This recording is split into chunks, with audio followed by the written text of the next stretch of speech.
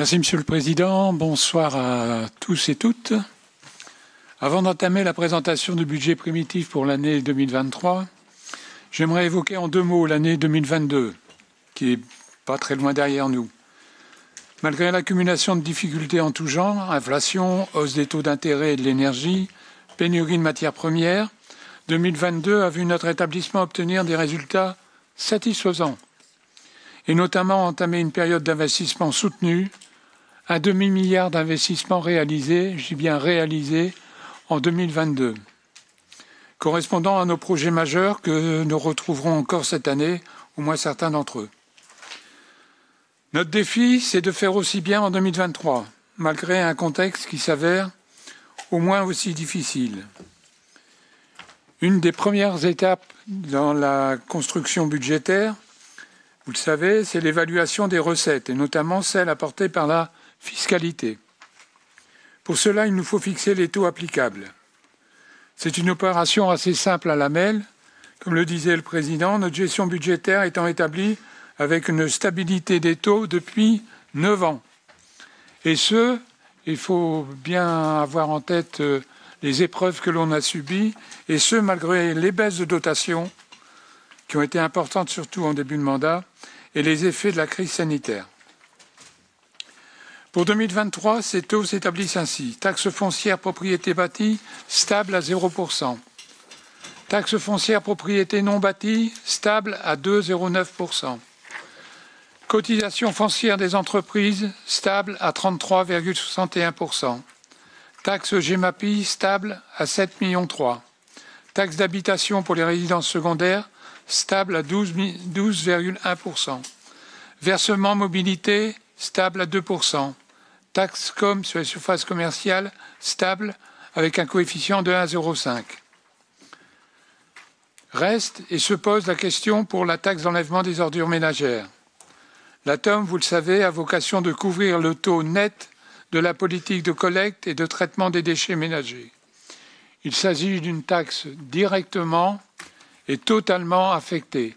Il n'est pas question, avec le produit de la TOM, d'aller faire des constructions, de développer des lignes de transport, etc. C'est vraiment spécifique aux déchets ménagers. Cette taxe s'élevait à 146 millions au budget 2022, soit la troisième source de recettes après le versement mobilité et la CFE. Son calcul s'établit à partir d'un taux applicable à la valeur locative des habitations et des entreprises. Il faut bien avoir ce mécanisme en tête, on en reparlera tout à l'heure. La loi de finances 2019, Damien le rappelait, a modifié les modalités de calcul de la TOM, ne permettant plus d'intégrer la pluralité des dépenses et le lissage sur plusieurs années des dépenses. Nous avions, pour les années très chargées en investissement, possibilité de raboter un peu et de combler l'année suivante de façon à avoir un taux stable. Et nous avons eu ce taux relativement stable pendant plusieurs années. Fin de ce scénario en 2019 et avec la loi de finances qui nous a obligés à travailler avec un taux de couverture à 100%. À partir de 2019, cela a amené la MEL à ne pas intégrer dans les dépenses de référence les investissements prévisionnels correspondant au schéma directeur des déchets ménagers. Là, nous avions voté une motion ici en Conseil. Et malgré cette motion et malgré la crainte d'avoir un taux yo-yo, ça avait fait l'objet d'un débat animé en Conseil, notamment avec la participation de Monsieur le ministre du Budget. Malgré cette crainte d'avoir un taux yo-yo, on n'a pas réussi à faire corriger ce principe. Donc, en conséquence, nous avons été conduits à baisser le taux de la TOM en 2019, passant de 16,88 à 13,39. Damien le disait, ça fait 21% de baisse il y a 3 ans. En 2023, les dépenses de fonctionnement de la politique publique des déchets ménagers vont évoluer sensiblement. J'ai oublié de vous dire que la TOM se calcule sur le budget, pas sur le réalisé. Donc les dépenses des déchets ménagers vont progresser de 14,6% par rapport au budget primitif de l'année dernière, soit une augmentation de 21,5 millions. Elles sont fortement impactées par le choc de l'inflation, mais aussi par l'augmentation de la TGAP, l'évolution des tonnages et le renouvellement des marchés de collecte. Hors augmentation du taux de l'atome, c'est-à-dire si nous ne bougeons pas le taux de l'atome, le produit de la taxe ne permettra plus de couvrir le coût net de la politique déchets. En conséquence, il est nécessaire d'ajuster le taux pour assurer l'équilibre financier et la pérennité de cette politique, combien importante pour la métropole. Il est proposé d'augmenter le taux de 1,25 points, portant le taux de 13,39 à 14,64, soit un produit supplémentaire de 24,4 millions, donc 14,6 millions directement liés au taux et 9,9 millions apportés par la revalorisation des bases fiscales, l'autre élément de calcul de ce produit, revalorisation des bases fiscales décidée par la loi de finances. À noter que le taux reste sensiblement inférieur à celui appliqué avant 2019. Vous avez sur le graphique une courbe très parlante qui montre que le décrochement en 2019 et puis la relative remontée pour 2023. Le taux est même en deçà des taux votés il y a 20 ans. Le taux de couverture obtenu des dépenses est de 99,8%. L'augmentation proposée permet d'assurer le financement de la politique déchets ménagers tout en garantissant la stabilité du taux pour les années à venir. Le taux ne bougera plus sur l'actuel mandat. C'est un engagement formel. Le président l'a tenu pendant 9 ans pour les autres taux. Il s'est engagé à le faire pour l'atome, donc vous pouvez être assuré sur ce point.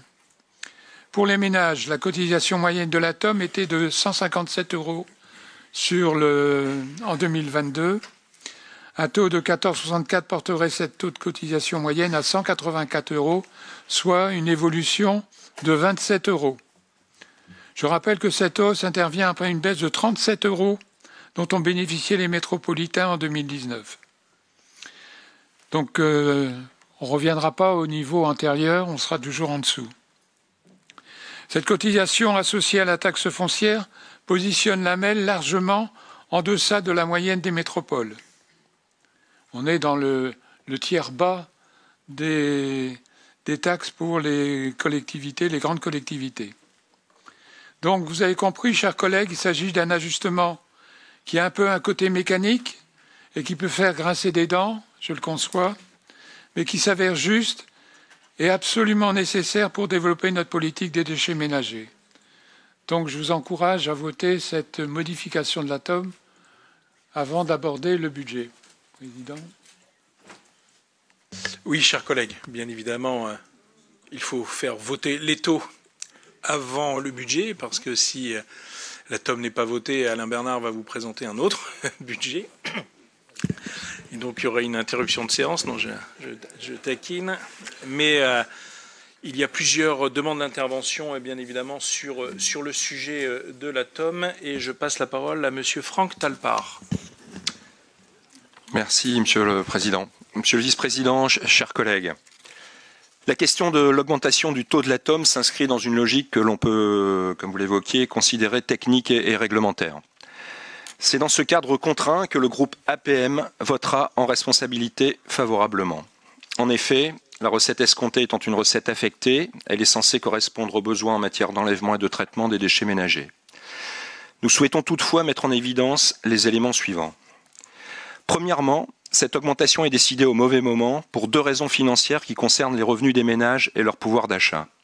D'abord, parce que l'État a augmenté les bases d'imposition des locaux d'habitation de 7,1% pour l'année 2023. L'impact sera donc double pour les métropolitains, un effet base et un effet taux. Ensuite, cette hausse est décidée dans un contexte de grandes difficultés pour nombre de nos concitoyens depuis 2022, difficultés qui s'accroîtront encore cette année, placées dans la continuité d'une sévère crise économique. Nous constatons les conséquences de l'inflation actuelle dans notre vie quotidienne. D'autre part, cette augmentation intervient après l'extension des consignes de tri. le changement de bac, le changement de couleur, le changement des jours de collecte et l'apport volontaire en matière de recyclage du verre. Ces changements s'opèrent, il faut bien l'avouer, dans une certaine confusion, avec l'incompréhension, parfois même la colère des métropolitains. De ce fait, cette augmentation sera très certainement mal perçue. Le risque de ce manque de lisibilité, c'est que les métropolitains aient l'impression de payer toujours plus pour des modalités de service sur lesquelles ils ne se sont sentis ni consultés, ni suffisamment informés. Face à cette augmentation programmée, il nous semble impératif de compléter dans le même temps les démarches auprès des métropolitains pour assurer la lisibilité et l'acceptabilité des évolutions en cours. De même, nous pensons qu'il faut urgemment repenser l'accompagnement au plus près des spécificités des quartiers et communes, du déploiement des points d'apport volontaire pour le verre et des aménagements opérés dans le cadre du ramassage. On ne peut, sur cet exemple qui touche fortement le quotidien, laisser l'incompréhension se développer. Une vision pluriannuelle des évolutions à venir est-elle à l'étude? Enfin, plus fondamentalement demeure le problème du rattachement de la TOM à la valeur locative des habitations, qui entraîne des disparités au regard du nombre de personnes y résidant et donc du volume de déchets. Nous souhaitons que soit étudiée une redevance avec une part incitative en fonction du nombre de levées de bacs ou des volumes collectés en porte-à-porte, comme l'ont mis en place d'autres collectivités. Ce serait là le moyen le plus sûr pour inciter nos métropolitains à utiliser les points d'apport volontaires et ainsi s'impliquer pleinement dans le nouvel ECT. De plus, cela permettrait de mobiliser les citoyens métropolitains, avec des modalités à étudier, dans la réduction du gisement de déchets. Dans cette optique, le groupe APM est prêt à participer au débat. Je vous remercie de votre attention. Merci beaucoup, Monsieur Talpart. La parole est à Madame Segard. Merci, Monsieur le Président. Monsieur le Président, Monsieur le Vice-président, chers collègues, vous nous proposez aujourd'hui d'augmenter le taux de la TEOM d'1,25 point.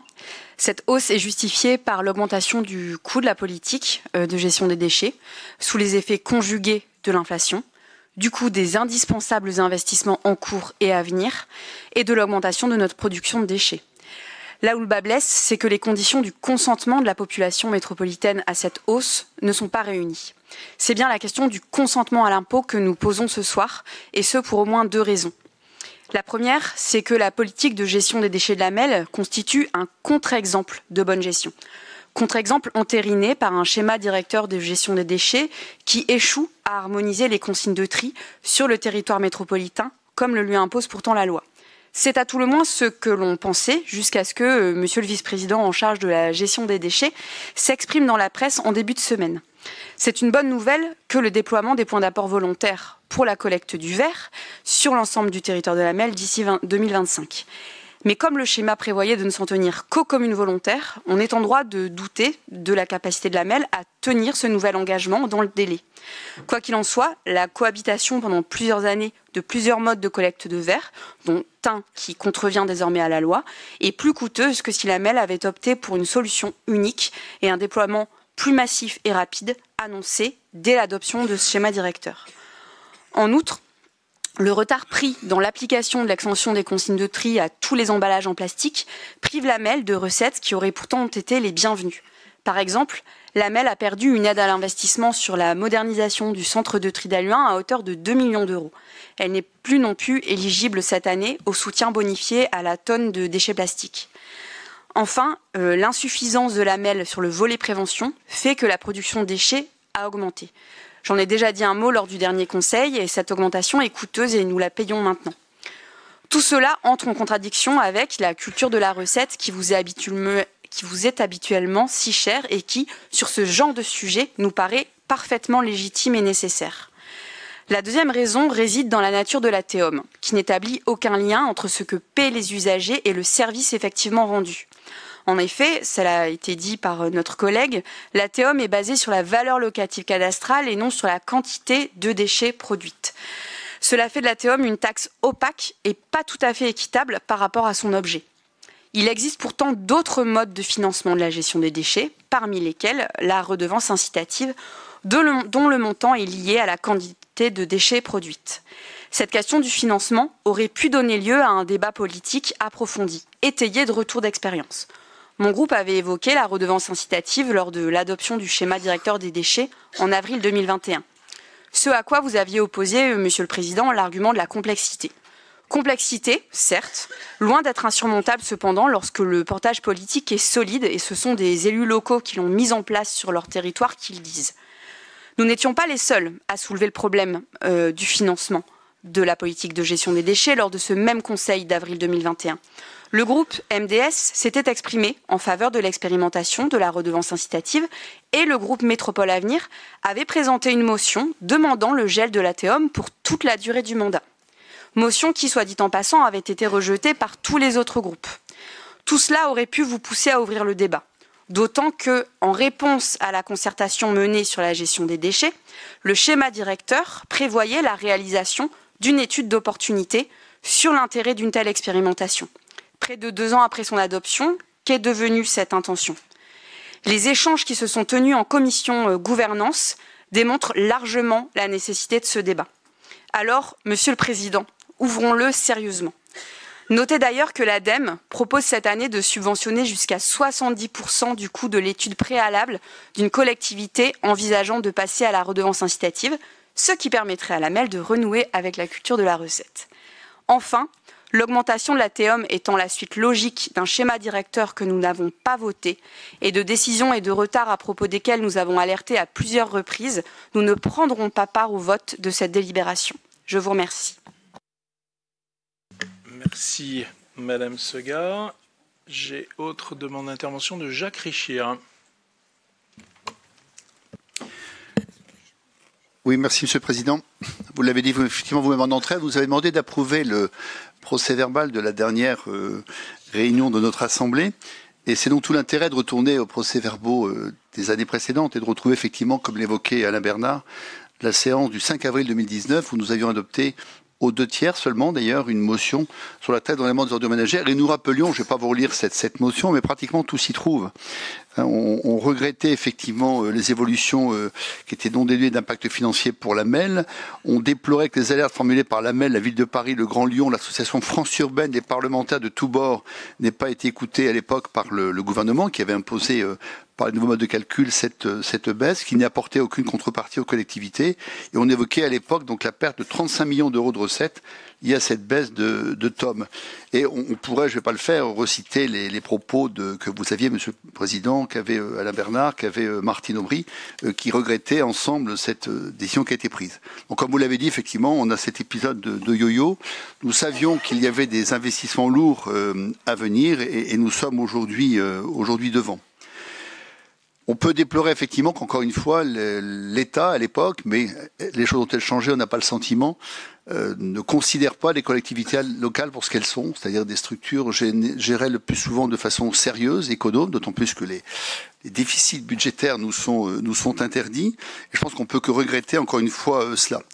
Je ne serai pas beaucoup plus long, je redirai simplement que, comme ça a été dit par des collègues auparavant, il nous faut vraiment accélérer les mises à l'étude de la redevance incitative. Je rappelle d'ailleurs que dans le schéma directeur des déchets ménagers que nous avons adopté, figure la mise à l'étude de la redevance incitative. Et vous-même, Monsieur le Président, dans votre intervention de 2019, évoquiez l'intérêt de cette approche. Et d'ailleurs, à l'époque, probablement a pris un peu de remords, la loi de finances 2019, qui avait donc été portée entre autres par notre collègue Gérald Darmanin, évoquait cette redevance incitative à mettre en place comme étant un outil important.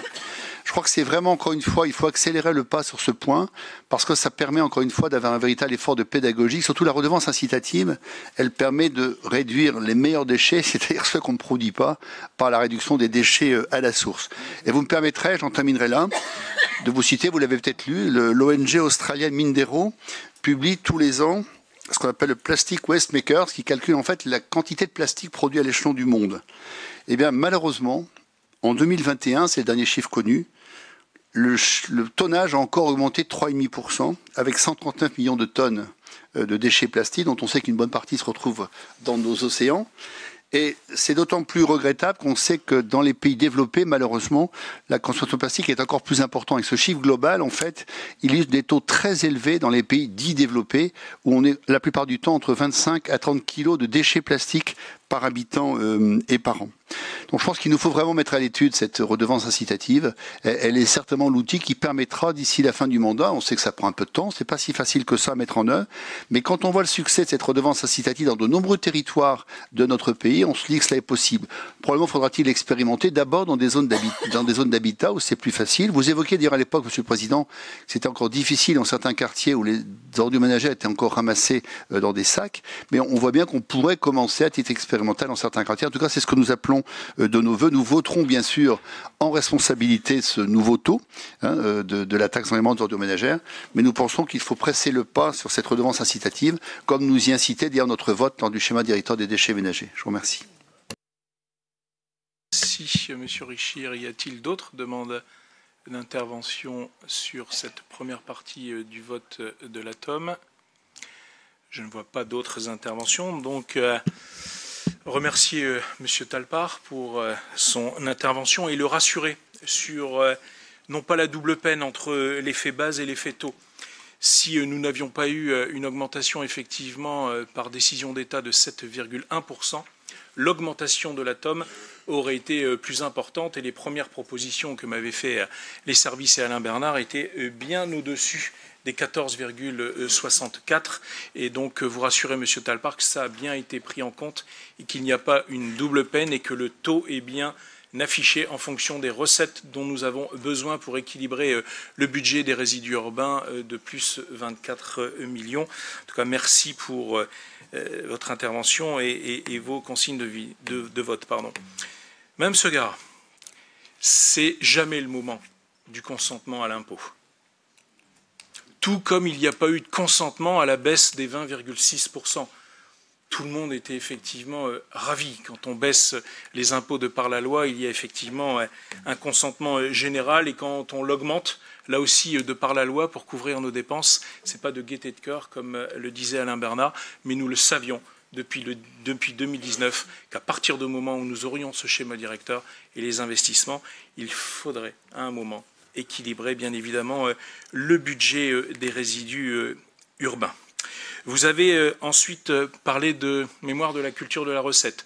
Oui, nous avons perdu des subventions de l'ADEME, comme nous perdons des subventions de l'Agence de l'eau, mais nous en gagnons d'autres avec Citeo, avec effectivement nos éco-organismes, et nous répondons ainsi à chaque politique et à chaque évolution de nos partenaires, j'allais dire, et partenaires financiers, et nous veillons toujours effectivement à aller chercher un maximum de subventions, et nous irons une nouvelle fois prendre, et nous avons reçu avec Audrey Lincoln-Led il y a quelques jours le directeur régional de l'ADEME pour faire le point et que l'on ait une convention globale entre l'ADEME et la métropole en fonction de tout ce que l'ADEME peut nous aider et pas uniquement effectivement sur les résidus urbains.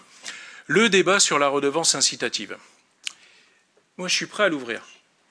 Donnez-moi une seule indication, une seule solution pour laquelle je peux utiliser la redevance incitative sur près de 30 à 40% de nos métropolitains qui sont en sac en plastique. Si vous me donnez la moindre solution, Madame Segar, Monsieur Richir, je ouvre totalement ce débat. Car il n'est pas question pour moi, dans le cadre de la fiscalité, de mélanger des territoires où il y aurait effectivement, soit à la pesée, soit au nombre de bacs déposés devant les habitations chaque jour, et d'un autre côté, des sacs et des habitants qui ne seraient pas soumis à cette redevance incitative. Le jour où vous me ferez des propositions pour lesquelles je peux appliquer cette redevance incitative sur l'ensemble du territoire, je serai le premier, Madame Segar et Monsieur Richir, à ouvrir totalement ce dossier, mais je n'ai pas les solutions. Faites-moi des propositions, j'en serais effectivement ravi, parce que vous citez des secteurs où nous n'avons pas ces problèmes. Il s'agit soit de bacs, soit de points d'apport volontaires, soit effectivement à la pesée, et ce qui me permettrait effectivement de jongler sur l'ensemble du territoire, parce que je ne suis pas opposé. Vous savez, quand j'étais vice-président à l'écologie, je l'ai présenté 2 fois à la présidente Aubry. Et quand nous nous sommes aperçus de l'impact de la redevance incitative sur les collectivités, sur les mairies, sur les CHR, sur les universités, nous avons fait aussi un retour. Il faut bien prendre l'ensemble, et si vous avez des éléments, je suis totalement preneur et je relancerai bien évidemment le débat, et je suis à votre écoute, Madame Segar, sur ce sujet. Un grand merci en tout cas pour vos interventions à tous les trois et à ce débat sur le sujet. Vient à présent le moment du vote. Il y aura des responsabilités en fonction de chacun, donc je vous demande de le faire à la zapette, qui ce coup-ci, Monsieur Ficot, n'est pas anonymisé. Et donc je vous propose, dès que les assemblées sont prêtes, à voter pour, contre, abstention sur le taux de TOM que vous a présenté Alain Bernard.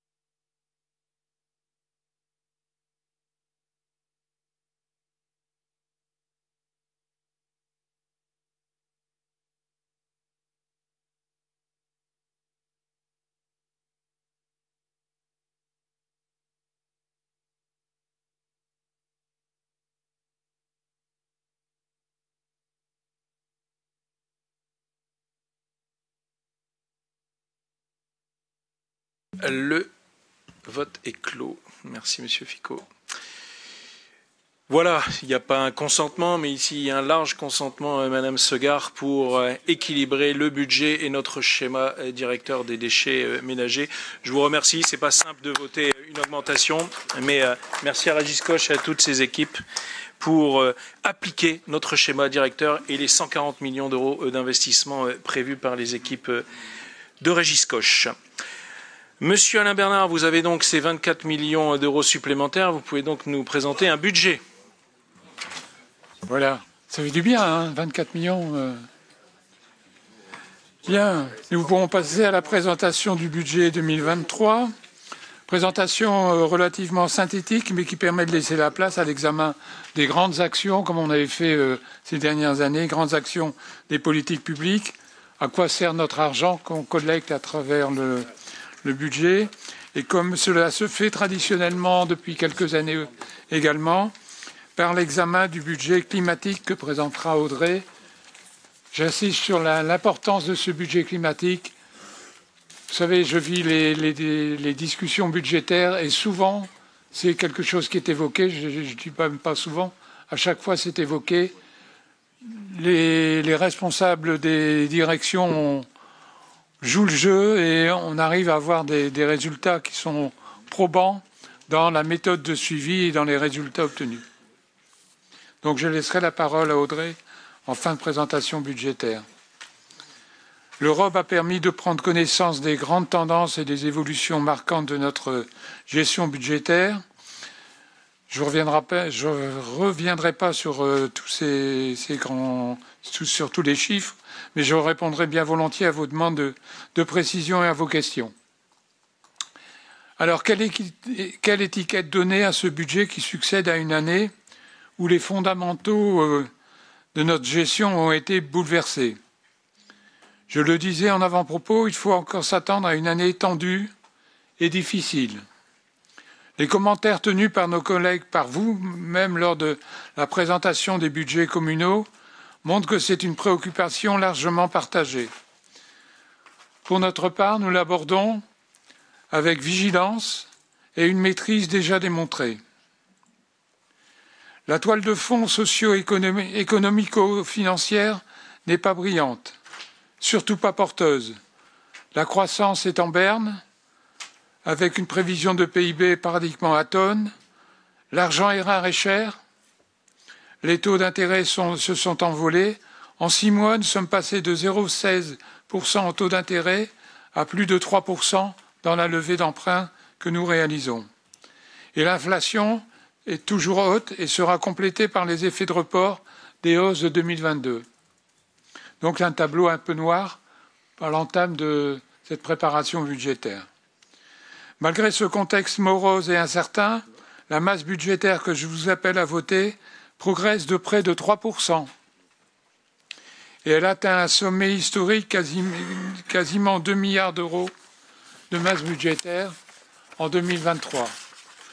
On est exactement en 1996. On aurait pu pousser, mais 4 millions, c'est 4 millions. On les a économisés, donc on n'est pas à 2 milliards, on est un petit peu en dessous. Quelles en sont les grandes caractéristiques? Après plusieurs années vertueuses qui ont vu les recettes de fonctionnement progresser plus vite que les dépenses, ou les dépenses progresser moins vite que les recettes, nous sommes confrontés au phénomène inverse, avec un effet, ce qu'on appelle un effet de ciseau, quand les tendances s'inversent, un effet de ciseau défavorable. Nos dépenses progressent de 5,6% par rapport au budget 2022, alors que dans le même temps, nos recettes de gestion enregistrent un boni de 4,2%. Donc vous mesurez l'écart. Ces évolutions pénalisent le montant de l'épargne brute qui recule de 1,4%. Elle reste néanmoins à un niveau correct, ce qui nous permet de conforter et de pérenniser un haut volume d'investissement, puisque nous prévoyons pour 2023 613 millions d'investissements et un taux de réalisation au moins aussi bon qu'on a réalisé en 2022. L'endettement est en légère baisse grâce aux produits de cession qui ont été importants avec la vente du siège du ballon, qui ne s'est pas fait encore, mais c'est prévu pour cette année. Je reviens sur les composants budgétaires. Recettes de fonctionnement. Le BP 2023 est construit avec une croissance de recettes de fonctionnement de 4,2% par rapport à l'année dernière, soit 63 millions d'euros de recettes supplémentaires en fonctionnement. Bien sûr, ces recettes bénéficient de l'effet d'inflation qui impacte les recettes fiscales à hauteur de 64 millions, soit une progression de 8,2%. C'est paradoxalement difficile à dire. L'évolution de l'inflation a des effets pénalisants pour nos dépenses, mais par contre des effets favorisant nos recettes, puisqu'un certain nombre de taux de fiscalité sont basés sur des éléments qui subissent les effets de l'inflation. Je pense notamment au versement mobilité qui a profité de l'évolution de la masse salariale l'année dernière et encore cette année, de la TVA, de la CFE et de la revalorisation générale des bases fiscales à plus 7,1%. Les dotations sont quasiment stables. Pour une fois, on n'a pas de baisse de dotation annoncée, à 383 millions d'euros. Dans les autres postes de recettes, il faut signaler le redressement des recettes tarifaires de la CSP Transport, qui augmente de 11,5% par rapport au budget 2022. Les dépenses de fonctionnement. Elles s'établissent à 1,222 milliard et évoluent de 67 millions d'euros. Damien le disait tout à l'heure, il faut s'attendre à ce type de progression pour les années qui restent à venir sur le mandat, soit une progression de 5,6% par rapport au BP 2022. Cette augmentation importante témoigne du choc de l'inflation déjà ressenti en 2022 et dont les effets se poursuivent dans l'année 2023. Se poursuivent et s'amplifient parce que un certain nombre d'indicateurs sont mis à jour annuellement et vont intégrer l'inflation qu'on a eue en 2022 pour les appliquer en 2023. À souligner quand même la bonne maîtrise des dépenses de fonctionnement qui permet de limiter strictement au taux de l'inflation l'évolution de nos dépenses de fonctionnement. C'est-à-dire s'il n'y avait pas d'inflation, on serait flat. On n'aurait pas augmenté nos dépenses de fonctionnement. Les charges à caractère général représentent plus de la moitié des dépenses de fonctionnement. Elles croissent de 8,7%. Donc 84% concernent les trois piliers de nos activités, les transports avec 350 millions d'euros, les déchets avec 170 millions d'euros, en croissance de 14,6%, et l'eau et l'assainissement. Les frais de personnel s'établissent à 164 millions d'euros, progression de 4,5%, avec l'effet de report de l'augmentation du point d'indice qui était intervenu au mois de septembre 2022 et qui va jouer, qui aura l'effet année pleine. Les frais financiers sont pour une fois en croissance de 4%. Ça a été souvent une poire pour la soif, les frais financiers. Ça nous permettait de limiter l'évolution des dépenses de fonctionnement. Là, ils augmentent de 4% et ils subissent la hausse des taux d'intérêt. Et malheureusement, je ne pense plus qu'on aura des taux financiers en décroissance pour les années qui viennent. Après le niveau record atteint en 2022, les dépenses d'équipement augmentent à nouveau pour s'établir à 613 millions d'euros. Cette enveloppe nous permet d'être un acteur clé pour une métropole éco-citoyenne avec 4 axes d'action prioritaires: le développement des solutions de mobilité, l'amélioration du cadre de vie, le logement et la gestion des déchets. Avant de passer à l'examen des politiques publiques, j'attire votre attention sur 2 ratios que je n'ai pas détaillés. C'est le délai de désendettement qui est à 4 ans,1, qui est un taux assez exceptionnel dans cette période. Et puis également le taux d'autofinancement qui est de 32% pour 2023. Alors, dans les grands... On va, je pense, voir des belles photos, comme quoi les chiffres peuvent être intéressants à regarder. Donc, sur l'axe mobilité, qui est notre axe prioritaire, le SDIT, on va y consacrer 18,3 millions. Ça monte doucement en pression. Là, les dépenses concernent les études, l'acquisition, des débuts d'acquisition foncière, les communications et la concertation. 18,3 millions donc en 2023. Les déplacements doux, l'effort se poursuit avec des pistes cyclables qui vont coûter 26,4 millions et les voies vertes 5 millions. Je pense qu'on tient le pari d'avoir 100 millions de dépenses pour les pistes cyclables sur le mandat. La voirie et l'espace public hors pistes cyclables s'élèvent à 107,5 millions. Donc un budget maintenu et c'est nécessaire, n'est-ce pas Bernard? Les parcs relais et les pôles d'échange 4,4 millions et l'éco-bonus qui devrait démarrer cette année 5,3 millions. Au niveau de l'aménagement et de l'habitat, le logement et l'habitat, on va y consacrer 69,8 millions avec l'amélioration de l'habitat, les nouvelles offres logement, le FSL et le foncier, les acquisitions foncières pour construire. Le NPRU 19,2 millions avec l'ANRU 2 et les quartiers anciens, l'aménagement et les villes renouvelées 41,3 millions, avec le renouvellement urbain à 8,3 millions, les grands projets d'aménagement, les zones d'habitat, les rives de la Haute-Deule, donc un certain nombre de projets qui vont nous coûter globalement 41,3 millions. Pour la transition environnementale, l'agriculture et l'ENM, on y consacrera 15,5 millions. Le plan bleu, 8,3 millions avec notamment la branche de canal de Croix. L'eau et l'assainissement, gros poste, mais avec des investissements importants là aussi, 116 millions d'euros. La GEMAPI, 7,8 millions et des fonds de concours pour la rénovation énergétique des bâtiments publics à hauteur de 5 millions d'euros. La gestion des déchets, on va y consacrer 198,6 millions en global, avec une gestion collective et sélective à 85,5 millions. Les déchetteries et les encombrants, 26,9 millions. Le recyclage et la valorisation des déchets, 84,8 millions d'euros. Donc vous voyez à travers ces chiffres l'importance de cette politique et l'effort qui est fait dans l'immédiat pour répondre aux besoins. La transition économique, l'économie, l'emploi, la recherche, on va y consacrer 35,6 millions, avec l'accompagnement des entreprises et les filières d'excellence notamment. L'aménagement économique, 18,3 millions, avec un gros dossier qui concerne Blanchemaille. Parc d'activités et immobilier, 8,3 millions, avec les ruches et les parcs d'activités, travail de rénovation des parcs d'activités. Au niveau de l'attractivité du rayonnement, les politiques d'attractivité, un petit investissement, 1,9 million. Le rayonnement sportif, 39 millions d'euros, avec le sport à haut niveau, les équipements sportifs, les fonds de concours également. Rayonnement culturel et touristique, 34,3 millions, avec les structures culturelles, le tourisme et également les fonds de concours. Les fonds de concours, on commence à les trouver un peu partout et représentent une enveloppe assez importante, mais je pense que vous êtes tous d'accord pour dire que c'est nécessaire.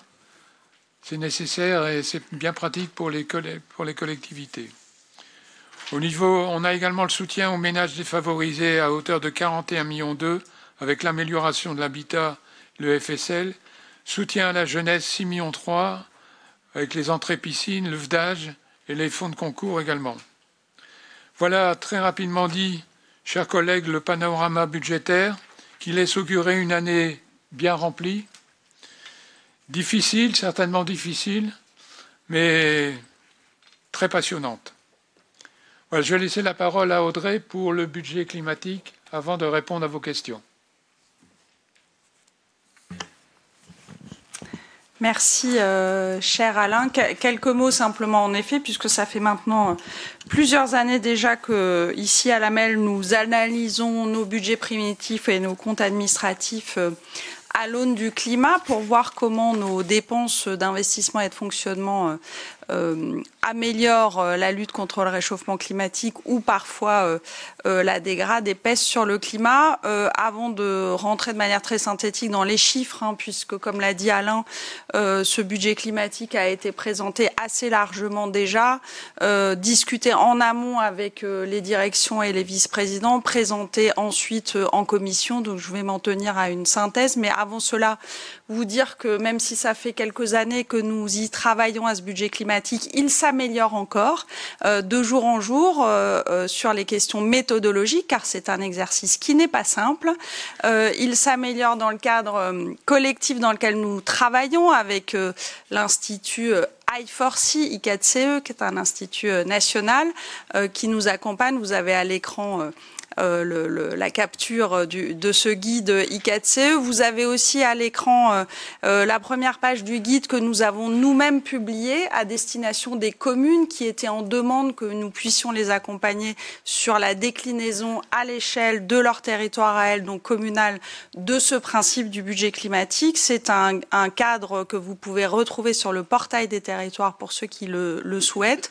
Et puis vous avez également à l'écran quelques exemples donc, de ces évolutions méthodologiques. Vous voyez que, par exemple, nous savons maintenant mieux que la fois précédente valoriser les pratiques, par exemple, de transition agroécologique. En matière de rénovation des bâtiments, on sait tenir compte de la caractéristique même de ces rénovations. Qu'en matière de construction, on sait tenir compte de la question importante de l'artificialisation, dont Francis Vercamer nous reparlera tout à l'heure dans le cadre du PLU. Voilà quelques exemples. Et nous avons avancé aussi sur la question des ressources humaines qui, jusqu'à présent, n'étaient pas du tout intégrées dans l'analyse climatique des budgets parce que très difficile à prendre en compte de manière fine. Voilà pour la méthodologie. Et donc sur le contenu simplement de ce bilan, si on peut avancer. Merci.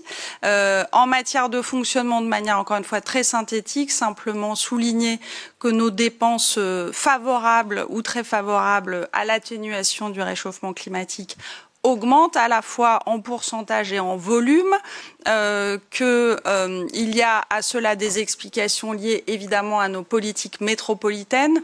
Je prendrai deux exemples, les clauses que nous intégrons dans nos marchés favorables à l'environnement et puis la révision de nos documents de planification, pas seulement le PLU, mais aussi par exemple la mobilité ou le PLH. Tout cela évidemment des conséquences favorables sur nos dépenses. Et il y a évidemment, Alain Bernard en a parlé, des considérations exogènes également. Ce qu'Alain a dit sur l'impact de l'inflation sur les recettes et les dépenses se traduit évidemment aussi dans le budget climatique, se traduit de manière favorable quand on parle des dépenses de transport de déchets ou d'eau qui sont considérées comme bonnes pour le climat et l'environnement, mais se traduit de manière défavorable quand il s'agit de la hausse des prix de l'énergie et notamment des énergies fossiles qui forcément se traduit de manière défavorable.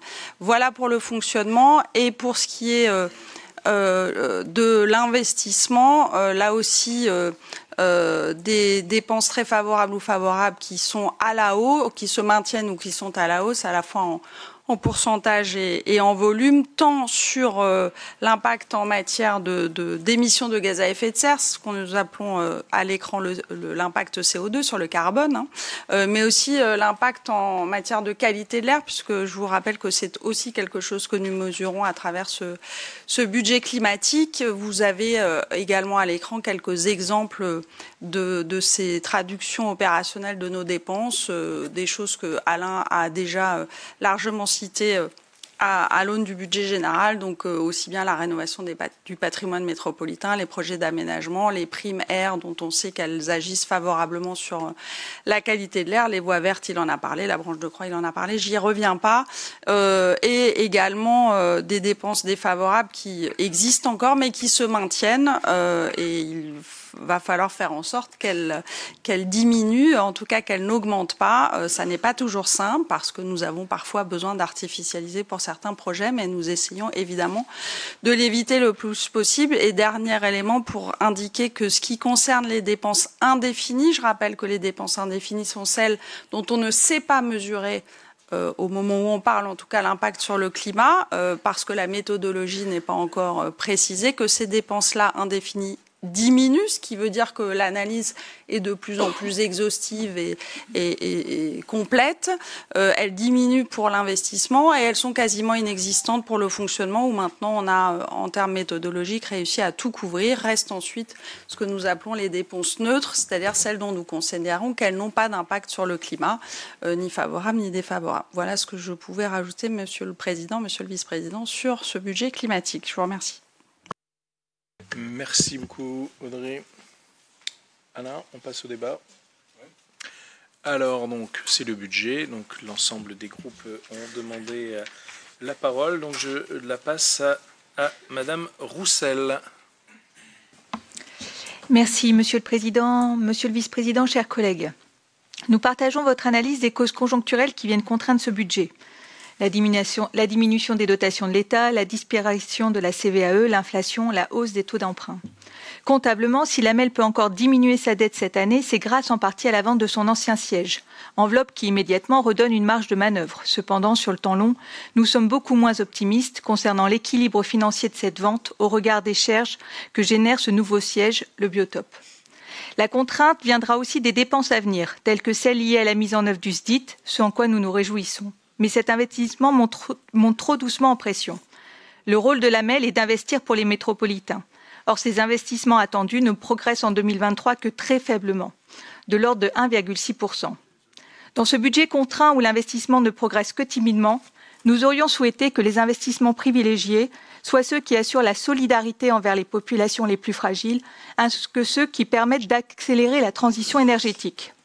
Or, les montants d'investissement qui baissent par rapport au précédent budget primitif sont ceux relatifs à la politique du logement et de l'habitat, avec une baisse de 10 millions d'euros.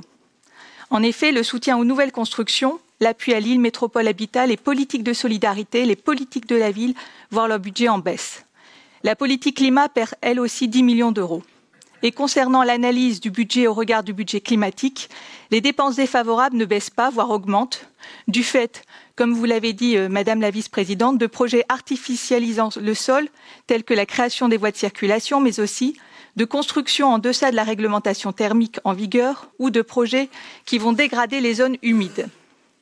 Les enveloppes en hausse, celles fléchées vers le développement économique.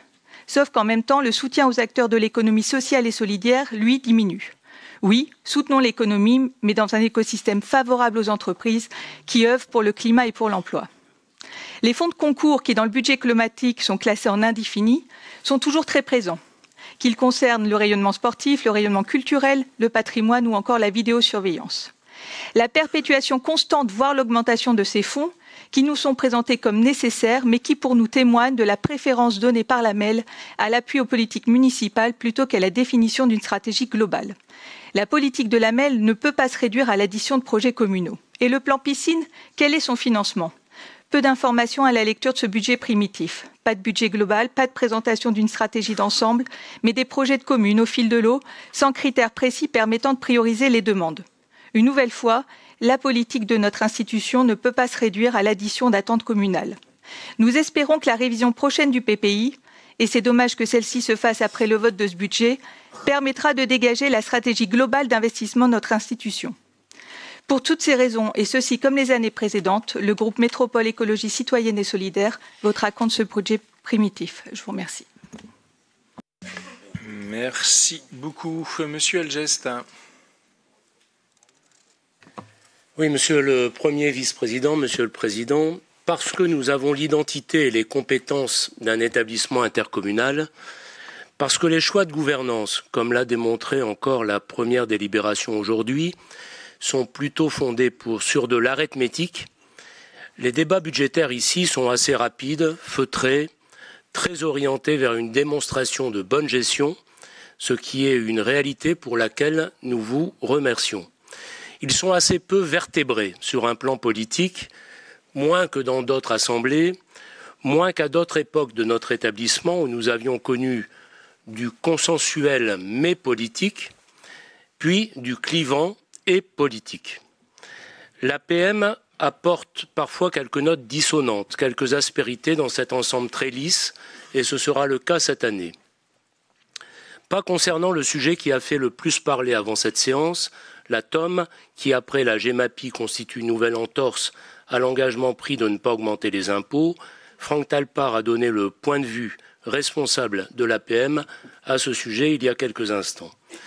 Nous souhaitons plutôt, côté recettes, nuancer les propos récurrents et prévisibles sur l'évolution de notre panier de ressources. De façon pluriannuelle, nous perdons de l'autonomie financière.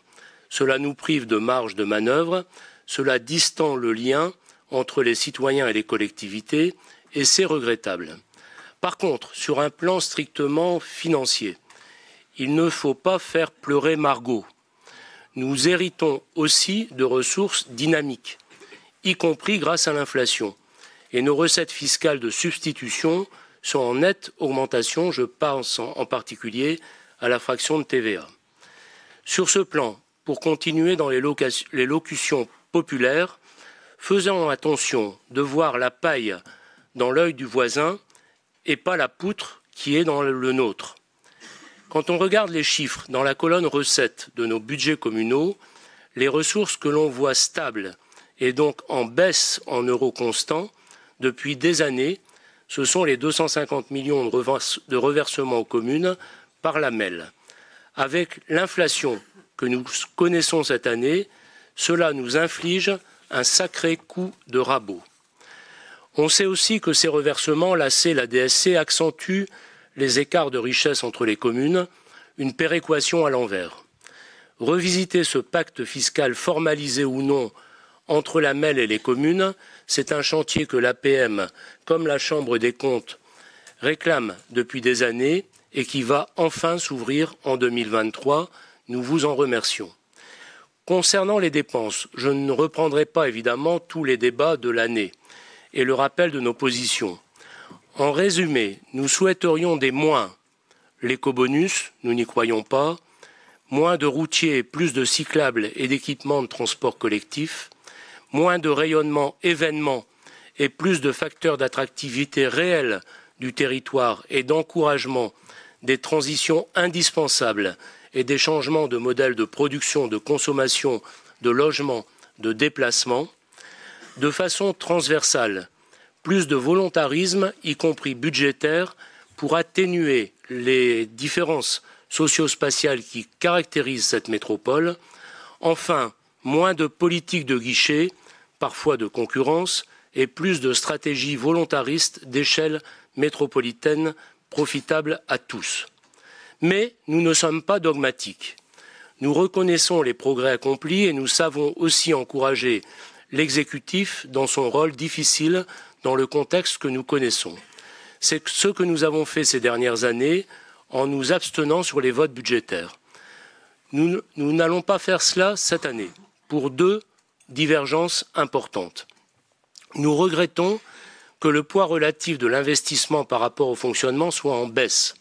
38% au BP 22, 35% au BP 23.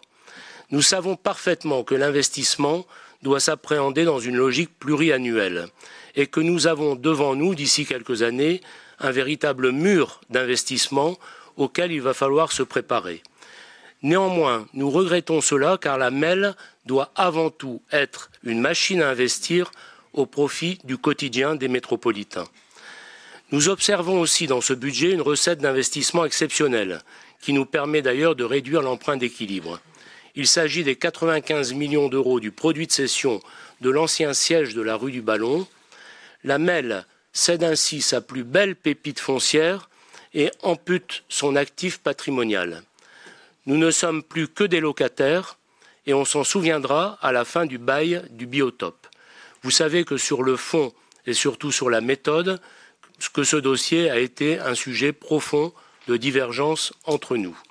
Nous voterons donc contre ce BP23, non pas par principe, mais pour les raisons que je viens d'évoquer.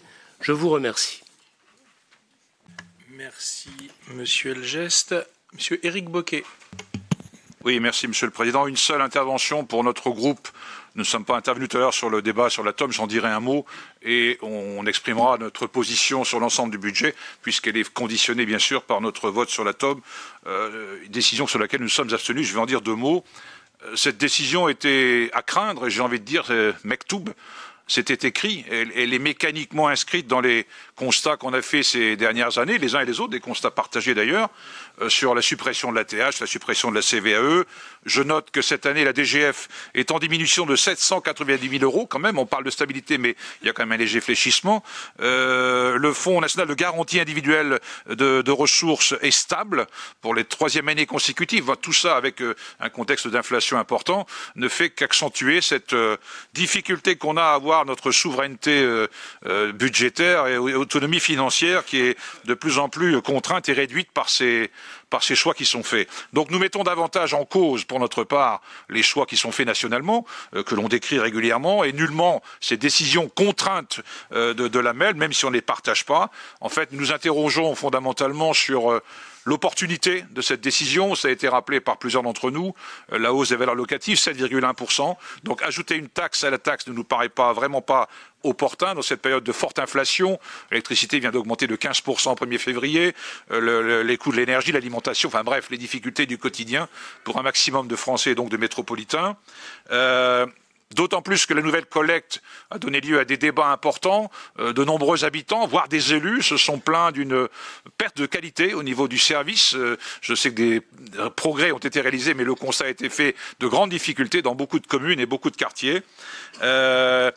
Voilà, les choix qui sont faits nationalement contraignent les collectivités alors qu'elles sont les mieux placées pour relever les grands défis. Je pense à la transition écologique, mais pas que.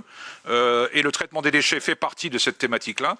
Donc, il convient donc d'aider les collectivités de manière très forte pour mettre en œuvre les politiques publiques dont notre population a besoin. Dernière chose, l'engagement, j'entends bien l'engagement de ne pas augmenter les taux pour le reste du mandat. J'espère que ça sera possible. J'espère vraiment que ce sera possible, tout le monde le souhaite, mais je serai pour ma part un peu plus réservé. Je suis d'un naturel optimiste, vous le savez, mais réservé. J'ai entendu le gouvernement, il y a quelques jours, annoncer qu'on allait passer les dépenses publiques au peigne fin. Donc à titre personnel, je ne crains rien compte tenu du volume capillaire qui est le mien, mais on va s'intéresser aux dépenses de l'État, du champ social et aussi, encore une fois, aux collectivités locales. Voilà, donc on ne peut pas cautionner cette démarche-là qui nous contraint à cette décision. Donc nous n'avons pas voté, nous nous sommes abstenus sur l'atome et nous émettrons également un vote d'abstention sur l'ensemble du budget primitif après toutes les remarques que je viens de faire. Merci. Merci, Monsieur Bocquet. Je vais passer la parole à Monsieur Christophe Caudron. Oui, Monsieur le Président, chers collègues, au nom du groupe Métropole Innovante, donc une courte intervention d'abord pour remercier Alain Bernard, les services, tous ceux qui ont travaillé sur ce budget et qui tangentent en effet les 2 milliards d'euros. Nous étions intervenus lors du ROB pour souligner un contexte très compliqué, particulièrement, et ça a été rappelé, l'environnement inflationniste, le mur énergétique, on peut parler de mur énergétique, qui comme chacun sait pénalise toute l'économie, les entreprises, les commerçants, les particuliers. La situation financière de notre intercommunalité est bonne, confère les taux d'épargne et de dette. Alain Bernard l'a rappelé, le ratio de désendettement à 4,1 années, donc bon. Et c'est vrai que cela permet d'envisager ces investissements ambitieux, 613 millions inscrits. Il faut investir, c'est notre rôle. Je ne reviens pas sur les grands axes prioritaires d'investissement. Tout cela concourt et doit concourir à améliorer le cadre de vie des métropolitains et à renforcer l'attractivité de notre belle métropole. Il faut aussi toujours, on en parle souvent avec Alain Bernard, améliorer les taux de réalisation. C'est une ardente obligation, c'est pas le tout d'afficher 613, il faut réaliser malgré parfois quelques lourdeurs administratives. 2 points d'attention en effet. L'effet de ciseau qui a été évoqué, c'est bien une différence entre des recettes qui sont moins dynamiques et des dépenses en augmentation sensible, et notamment les charges à caractère général, à titre d'exemple, qui augmentent de 8,7%. On l'a vu, essentiellement les transports, les déchets, l'eau, l'assainissement. Donc premier point d'attention, cet effet de ciseau. Deuxième point, évidemment, la trajectoire de la dette. Ça a été évoqué aussi, le contexte de hausse des taux importante, rapide. Et on voit bien que nous aurons moins de latitude dans les prochaines années. Sans surprise, le groupe Métropole Innovante votera ce budget. J'en profite pour saluer la transcription climatique de ce budget. Je vous remercie. Merci, Monsieur Christophe Caudron, et je passe la parole à Gérard Caudron. C'est dur de parler après un jeune politique aussi brillant. Président, avant d'aborder le budget, je pourrais peut-être compléter votre intervention préliminaire quand vous avez parlé des 40 ans du LAM, le 13 novembre 1983. L'ancêtre que je suis peut aussi vous rappeler que le 25 avril 2023, ce seront les 40 ans de la ligne numéro 1 du métro. Et je voulais saluer à l'occasion la mémoire d'Arthur Notebaert, qui a été quand même celui qui a donné le coup de pouce à cette métropole, en imposant un métro qu'à l'époque, beaucoup de gens refusaient. Et moi-même, j'avoue qu'à l'époque, certains de ces aspects me troublaient et me gênaient un peu. Heureusement que cela s'est fait, sinon beaucoup des débats sur les mobilités ne pourraient avoir lieu aujourd'hui. Donc je voulais rappeler, et j'espère qu'on aura l'occasion d'un petit signe au mois d'avril pour aussi marquer musée d'art moderne, c'est important, j'en doute pas, c'est coûteux, j'en doute pas non plus. Le métro, c'est quelque chose qui nous tient aujourd'hui tous à cœur. Pour en revenir maintenant au budget, je suis bien entendu, comme tous ceux qui vont le voter, et j'en serai, et mon groupe en sera, heureux qu'on n'ait pas touché ou qu'on ne touche pas au taux d'imposition du foncier bâti. Je suis bien sûr un peu moins heureux que ça a pu se faire parce qu'on a pu toucher au taux de la taxe sur les ordures ménagères, même si, pour toutes les bonnes raisons qui ont été évoquées, il était normal de la voter, mais quand les gens reçoivent leurs feuilles, ils font pas trop le détail. J'ai même entendu dire qu'il y avait aussi un petit coup de pouce sur le prix de l'eau, et tout ça va un peu charger les choses.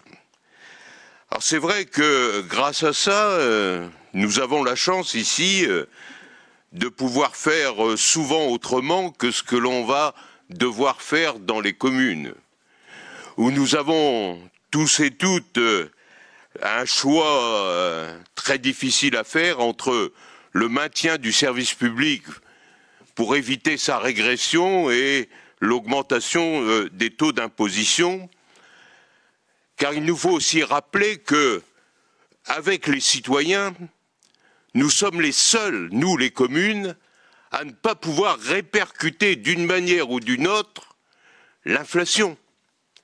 Les entreprises, tous ceux qui peuvent ajuster leurs prix, peuvent tenir compte de l'augmentation des coûts.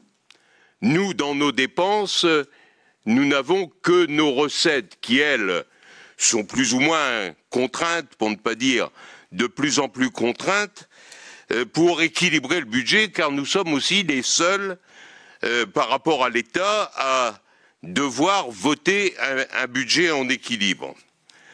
Je rappelle quand même que si il a été indiqué, admis que quelque part on était un peu bénéficiaire de l'inflation ici dans cette maison grâce à la TVA, c'est quand même rien par rapport à l'État qui a touché l'année dernière, m'a-t-on dit, près de 60 milliards d'impôts supplémentaires, parce que la TVA, c'est un pourcentage sur l'augmentation des prix de base.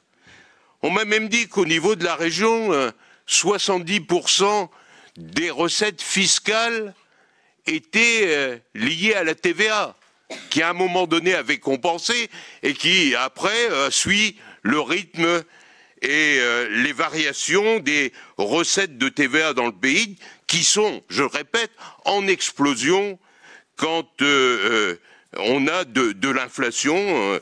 Tout le monde y gagne, sauf les communes et les citoyens qui ne peuvent... C'est passe à ton voisin ou le coup de pied au derrière dans l'armée. Il arrive un moment où le dernier prend le coup de pied et trouve personne pour donner ce coup de pied au derrière. Alors on va le faire, tous et toutes dans nos communes. On n'a quasiment pas de marge de manœuvre, on a des choix à faire entre moins d'investissement, plus d'investissement, et quand on fait, ou si on faisait moins d'investissement, on se fait engueuler par le gouvernement, qui par ailleurs nous réduit nos ressources en disant les communes, elles investissent pas suffisamment. Alors j'entends dans les débats aussi ceux qui disent qu'il suffit d'emprunter, sauf que l'emprunt fait qu'en 2024, on va avoir en fonctionnement un creusement des difficultés pour équilibrer notre budget. Je peux dire, moi qui dans cette Assemblée est celui qui a la plus grande ancienneté ou le plus grand vieillissement, que je n'ai jamais connu ça tout au long de ces 45 dernières années, une telle situation. Ce sont des conditions, et quand j'entends recours à l'emprunt, quand j'entends même mon ami et collègue maire de Mons nous refaire le coup qu'il avait abandonné pendant un petit moment de l'injustice des dotations, lui rappeler quand même que les dotations, que ça soit de la MEL ou que ça soit de l'État qui veut aussi jouer pour nous les faire baisser, c'est une compensation de recettes qu'on a perdues. On a la même chose pour maintenant la taxe d'habitation, sauf que on compense au centime d'euro près quand on nous supprime la recette, mais après, je veux dire, ça s'arrête là. Moi, j'ai connu l'époque de la compensation de la taxe professionnelle, quand on est passé à Villeneuve d'Ascq, 15% d'augmentation des bases par an, et du jour au lendemain, plus d'augmentation, ça a été récupéré par d'autres, dont la communauté urbaine à l'époque, et les dotations, encore une fois, c'est pas un outil de rééquilibrage, c'est une compensation, et quand elle n'augmente pas, on l'a dit tout à l'heure sur d'autres sujets par rapport à l'État et à la communauté urbaine, c'est une baisse de nos ressources auxquelles nous avions droit.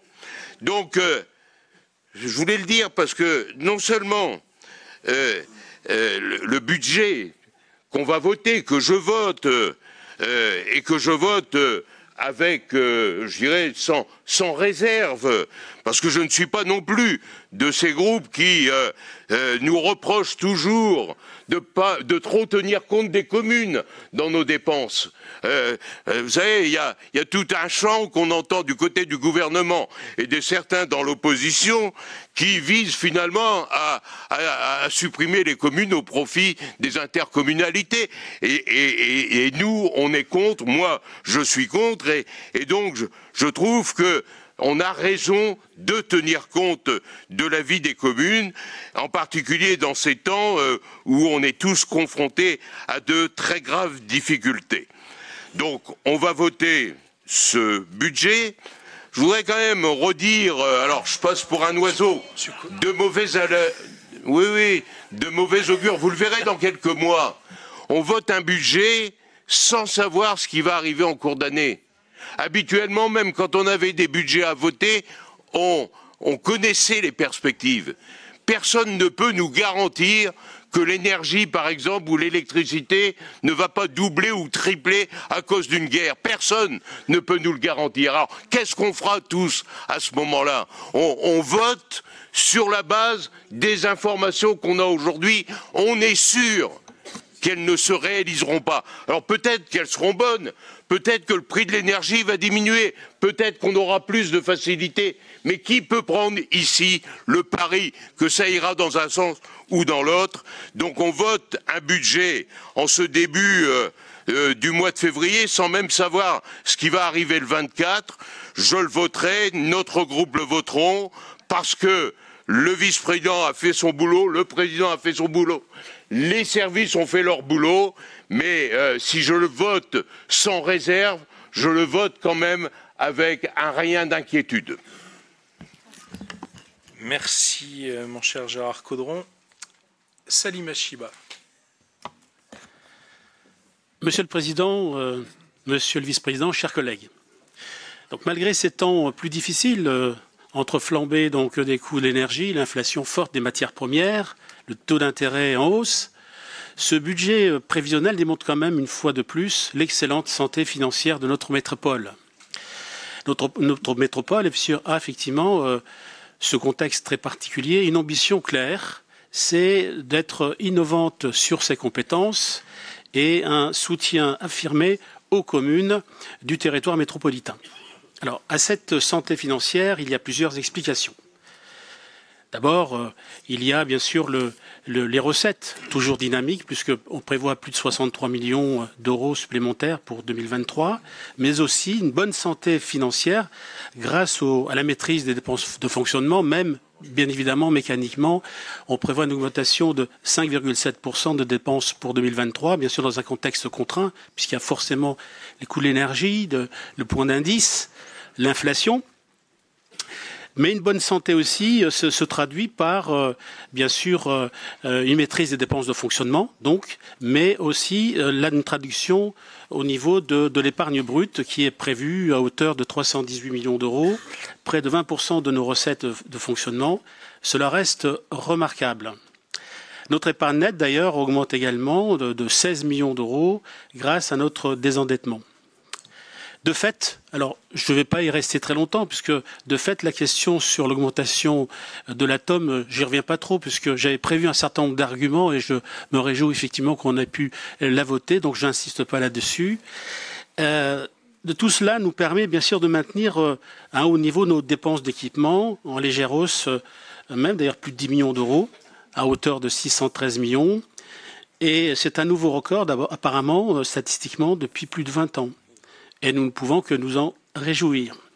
Alors, concernant les différentes politiques, nous constatons des affirmations fortes dans ce budget. On a cité les chiffres tout à l'heure, 41 millions pour l'habitat-logement, 39 millions pour le rayonnement sportif, 34 millions pour le rayonnement culturel. Et puis, finalement, eh bien oui, ce BP est un budget sérieux, prudent et en même temps ambitieux. Et ce qui nous permet de regarder l'avenir avec une certaine sérénité, même si mon collègue nous disait qu'on a beaucoup d'incertitudes, évidemment, dans les 6 mois prochains même. Alors notre stock de dette est au plus bas depuis plus de 20 ans, ce qui nous donnera en fait des marges de manœuvre nécessaires pour absorber le futur mur d'investissement dont on a parlé tout à l'heure, qui arrive avec la mise en œuvre, bien sûr, de nos politiques, dont d'autres, on l'a vu tout à l'heure, bien sûr, la collecte de nos ordures ménagères, l'assainissement et surtout le STID, le schéma directeur des infrastructures de transport, puisqu'on prévoit pour 2023 une ligne de 18,3 millions.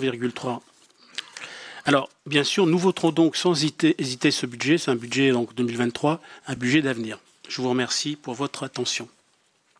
Merci beaucoup, Monsieur Achiba. La parole est à Marion Gauthier.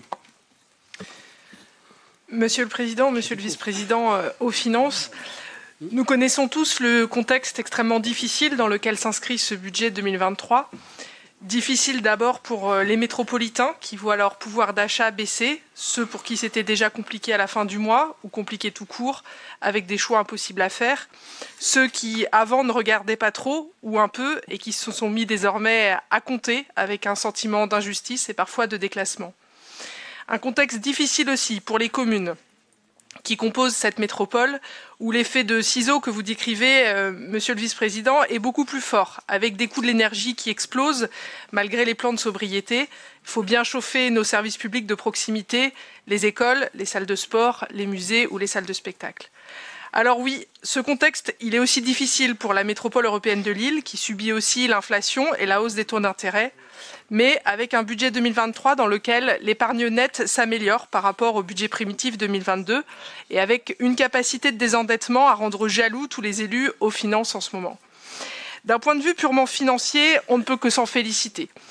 D'un point de vue politique, dans le contexte extrêmement difficile, tant pour nos concitoyens que pour nos communes, cela nous oblige à ce que cette épargne nette qui progresse ne soit pas que de l'épargne de prudence, du bas de laine pour se rassurer, mais bien la conséquence d'un volontarisme fort pour un programme d'investissement ambitieux, à la hauteur des enjeux, pour des transports publics qui permettent de circuler sans polluer et avec un bon niveau de service, pour un habitat de qualité qui favorise la mixité sociale, pour une politique de gestion des déchets et de l'eau compatible avec le respect de notre environnement, pour une voirie apaisée qui favorise les mobilités actives.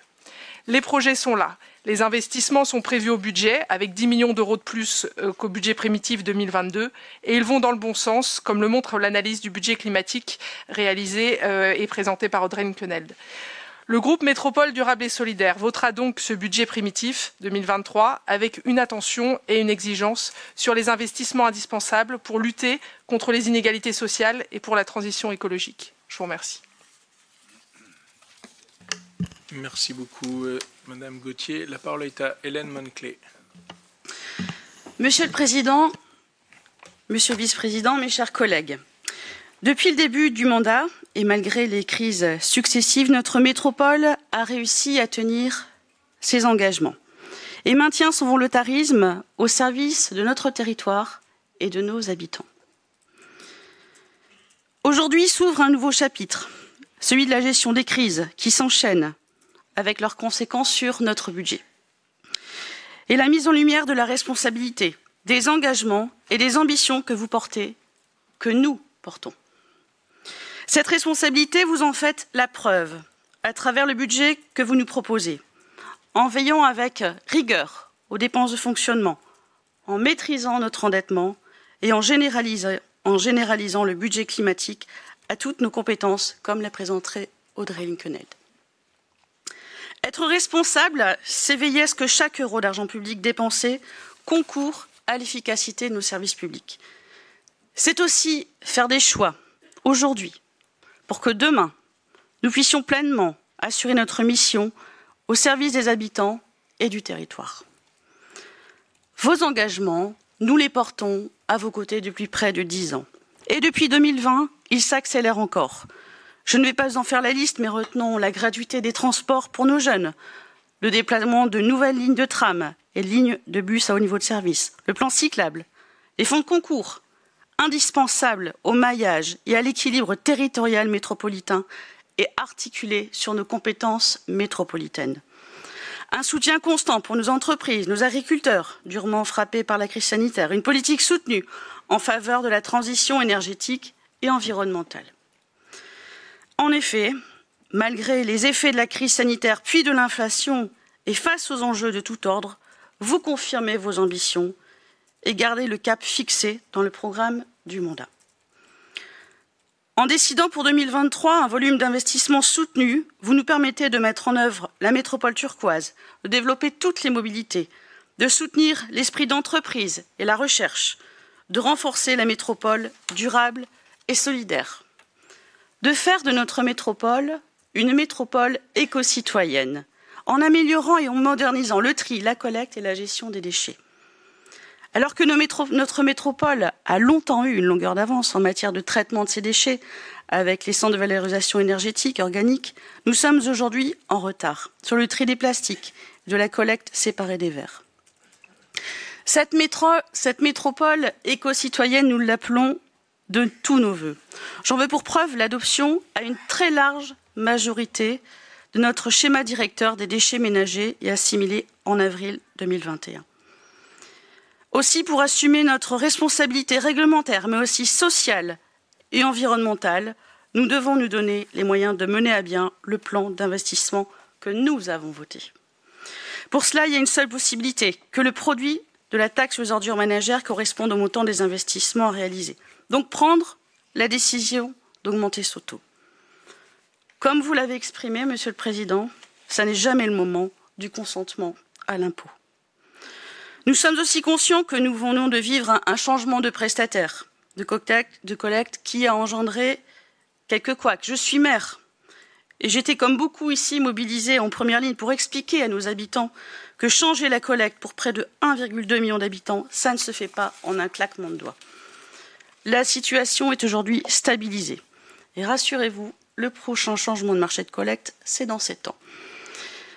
Je suis maire et j'ai aussi un petit peu de mémoire.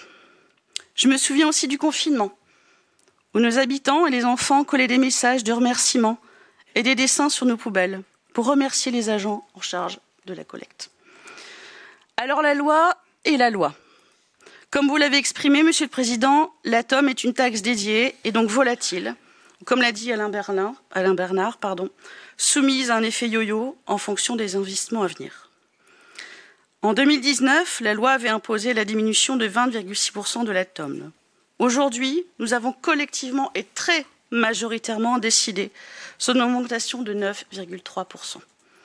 Une hausse unique pour le reste du mandat, pour réaliser les investissements inscrits dans le schéma directeur des déchets ménagers. Pour conclure, malgré les incertitudes liées aux effets des crises successives, Alain Bernard nous démontre que nous pouvons mettre en œuvre les grands projets du mandat, sans compromettre pour autant la situation financière de notre établissement. En nous présentant un budget qui permet à notre métropole d'agir pour le bien vivre, d'agir pour la transition écologique, d'agir pour l'attractivité et le rayonnement de notre métropole, d'agir pour être solidaire aux âges de la vie. C'est pourquoi les élus du groupe MPC soutiennent le budget 2023. Je vous remercie. Merci beaucoup Hélène et merci à l'ensemble des intervenants sur le budget. Vient le temps des réponses et donc dans un premier temps Audrey Lincoln et ensuite notre vice-président Alain Bernard. Merci Monsieur le Président. Merci également à tous les groupes qui ont salué le travail sur le budget climatique que je transmettrai aux services qui m'accompagnent là-dessus car c'est un travail à la fois fastidieux et passionnant, mais très prenant, voilà, à la fois aux finances et à la direction transition. Simplement dire au groupe de Madame Roussel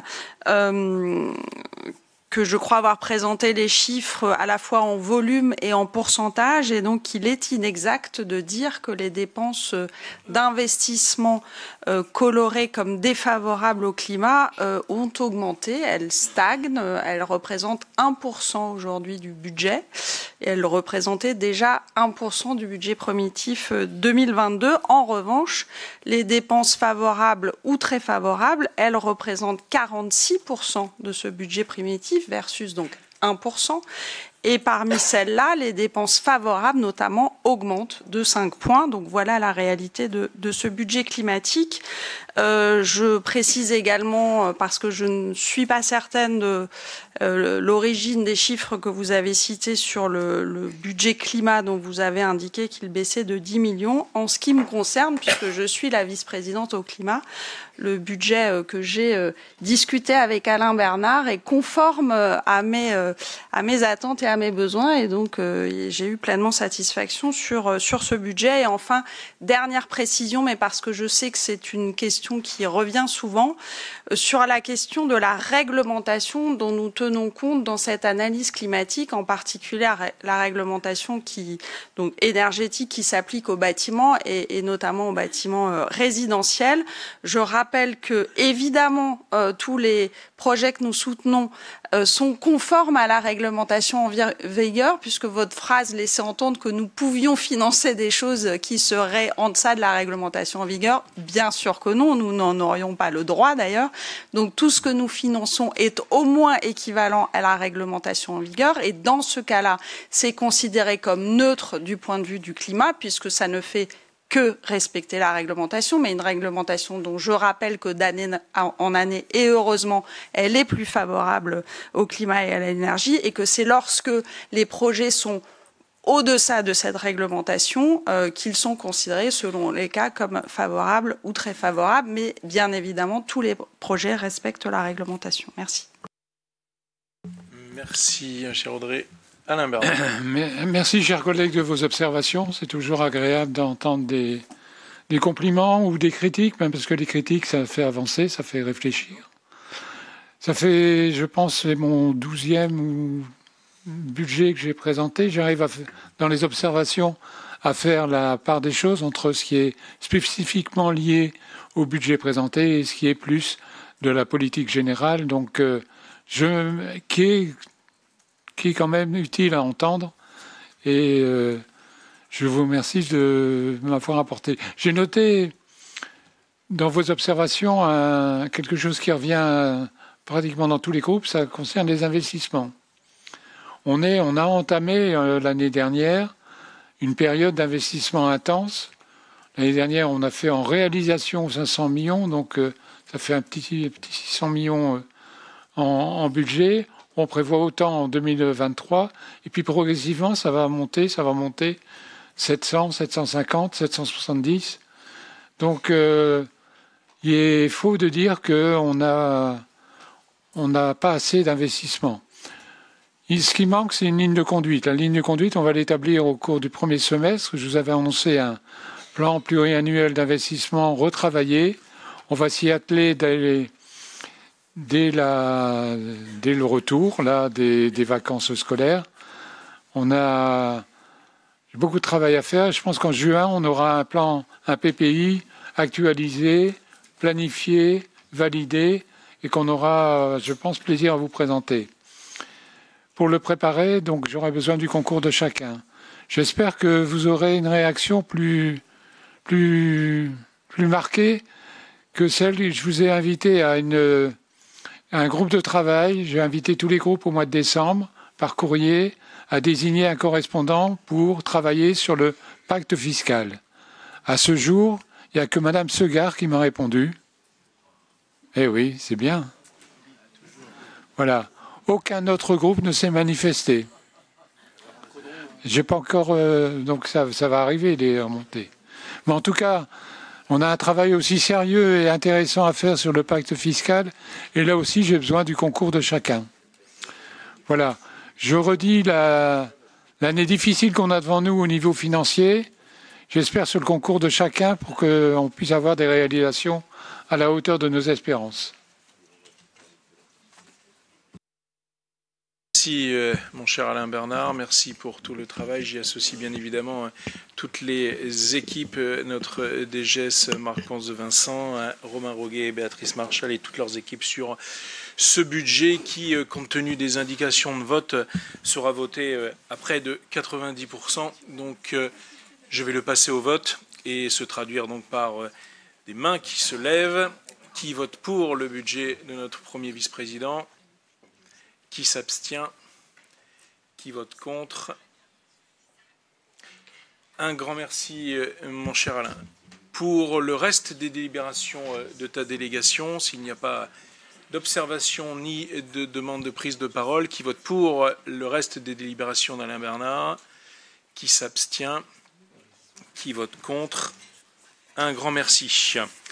Nous allons passer à la question orale du groupe MECS sur l'aéroport au moment de l'intervention d'Alain Bernard, puisque Alain Bernard tenait à vous répondre, Monsieur Bali. Et donc, je vous passe la parole. On va changer de registre, on va parler des avions. Voilà.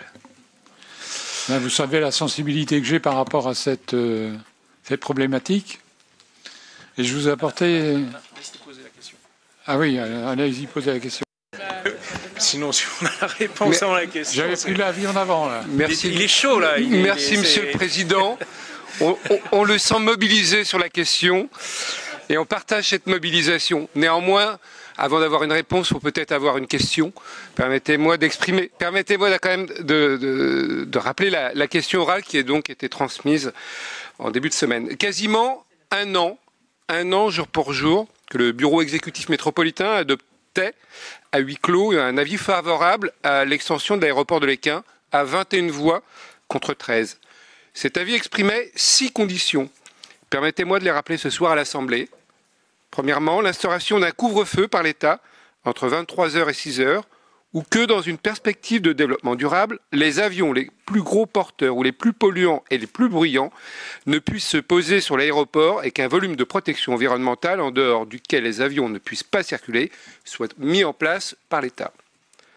Deuxième condition, qu'un arrêté soit pris afin d'imposer des amendes significatives à l'encontre des compagnies aériennes qui ne respecteraient pas les horaires et trajectoires de vol. Troisième condition, que les aménagements et protocoles favorisent un survol des riverains à plus haute altitude. Puis, que le concessionnaire accompagne son projet d'un renforcement des navettes reliant l'aéroport au cœur de la métropole. Ensuite, que la croissance du nombre de voyageurs s'appuie d'abord sur une optimisation du remplissage d'avions plus capacitaires et que les éventuelles rotations supplémentaires soient maîtrisées. Et enfin, que conformément à la loi 2021-1104 du 22 août 2021 portant lutte contre le dérèglement climatique et renforcement de la résilience face à ses effets, les lignes accueillies n'aient pas d'alternative à moins de 2h30 de trajet en train. La dernière condition relève de la loi.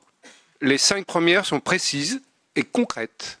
Pourtant, elles semblent avoir complètement disparu du débat, comme cela a été rappelé lors de la dernière réunion du SMALIM il y a quelques semaines. Nous avons tous lu avec intérêt les propos rapportés par la presse en novembre suite à votre rencontre, cher Président, avec Clément Beaune, ministre des Transports, où vous déclariez « Il faut qu'il y ait un geste sur les vols de nuit, sinon notre avis favorable pourrait devenir défavorable. » Monsieur le Président, Monsieur le Premier Vice-président, le projet de doublement de l'aéroport est fortement contesté.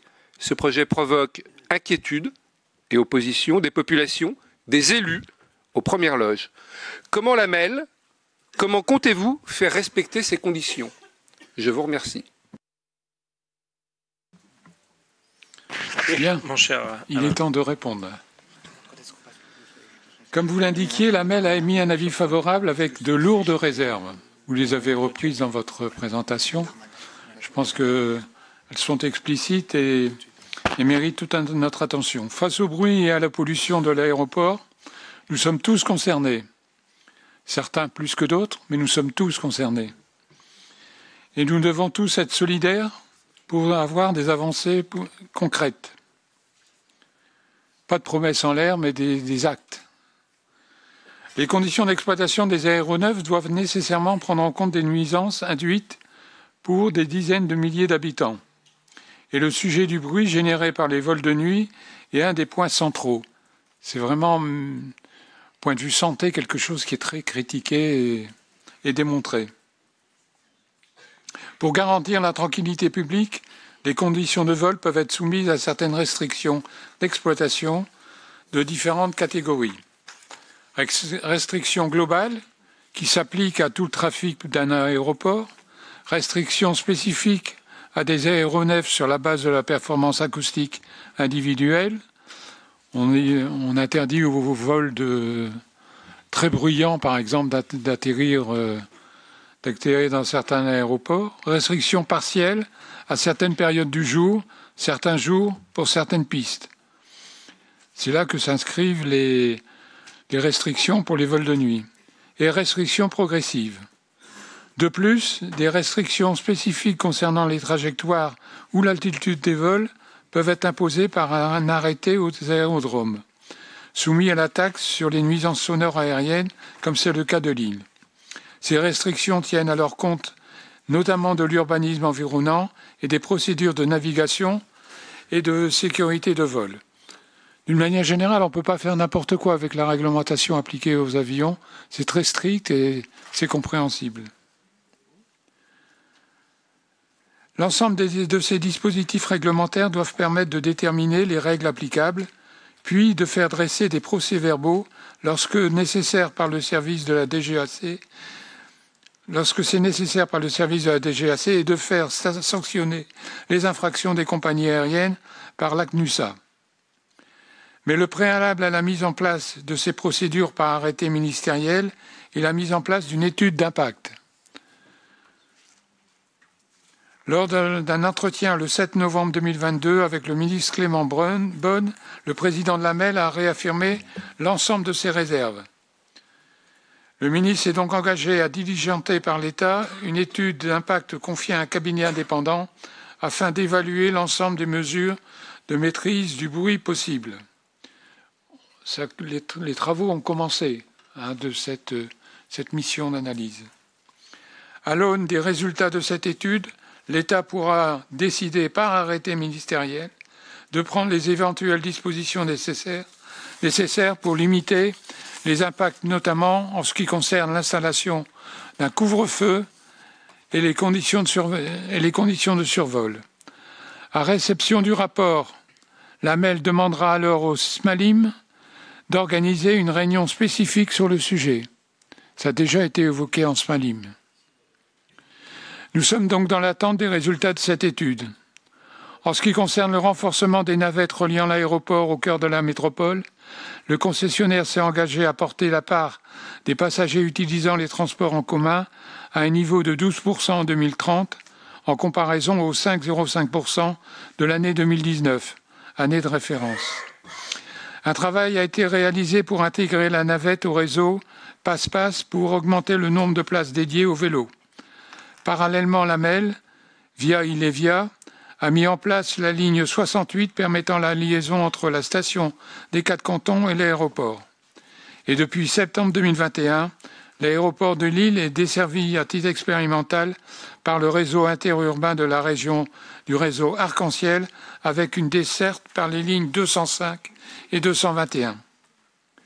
Pour ce qui est de faire respecter les conditions relatives à la croissance du nombre de voyageurs, qu'après optimisation du remplissage d'avions plus capacitaires et maîtrise des éventuelles rotations supplémentaires, l'appel demandera au SMALIM d'avoir annuellement et dans les mêmes temps que la présentation du rapport d'activité de l'exploitant l'évolution du taux de remplissage. Le taux de remplissage, le taux d'emport est quelque chose aussi de fondamental dans le volume de voyages passant par les quais. D'ores et déjà, nous constatons au regard des chiffres communiqués que le taux de remplissage et l'emport moyen augmentent dans des proportions qui confirment que l'augmentation du nombre de mouvements doit être décorrélée de l'augmentation du nombre de passagers. C'est vraiment un grand débat, mais c'est vrai que les premiers chiffres sont satisfaisants.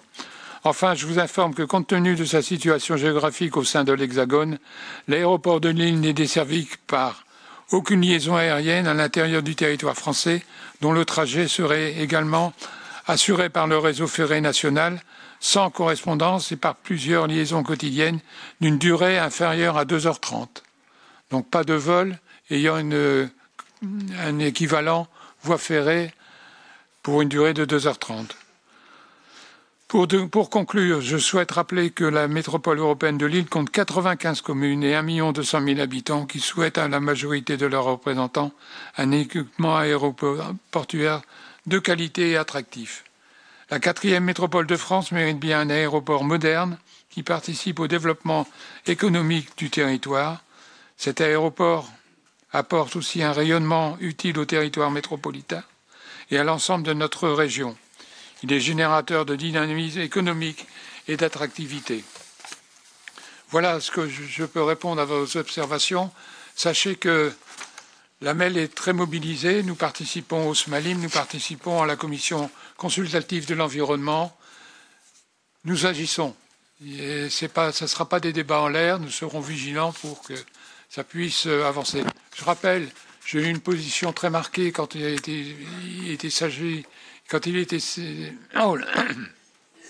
s'agissait de prendre position par rapport aux vœux qui avaient été émis, mais je peux vous assurer que ce que j'ai entendu au SMALIM et à la commission consultative de l'environnement montre que la sensibilité est là et il restera à la concrétiser par des mesures. Encore une fois, je ne suis pas contre l'aéroport et je pense que personne n'est contre l'aéroport. Néanmoins, il peut se développer, mais en réduisant ses nuisances. C'est ce que tout le monde attend. Voilà. Merci, mon cher Alain, et merci, Monsieur Bailly. Ça nous a effectivement permis de vous tenir au courant des avancées depuis ce vote et cet avis favorable sous réserve de l'aéroport. Sans paraphraser Alain Bernard, je pense que c'était extrêmement important de vous rappeler que hier, s'est réunie la commission consultative de l'environnement et nous étions plusieurs dans la salle à être invités par l'État sur le sujet.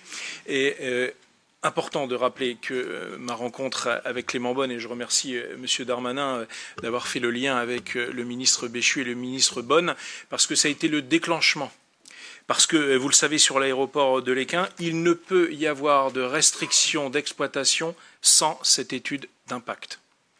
Et grâce à ces différentes interventions, le ministre a déclenché cette étude d'impact. L'appel d'offres a eu lieu. Il y a une entreprise indépendante qui a été, bien évidemment, lauréate de cet appel d'offres. Là où j'ai une déception, c'est qu'effectivement, l'étude sera très longue. Je m'attendais effectivement à beaucoup plus court de ce qui nous a été présenté hier à la commission consultative de l'environnement. À peu près 1 an pour avoir les résultats de l'étude et ensuite consultation des partenaires et avant la publication de l'arrêté ou pas de restrictions. Nous sommes plutôt à 1 an et demi, voire 2 ans. Et c'est effectivement sans doute une des douches froides que nous avons eues hier en commission consultative de l'environnement.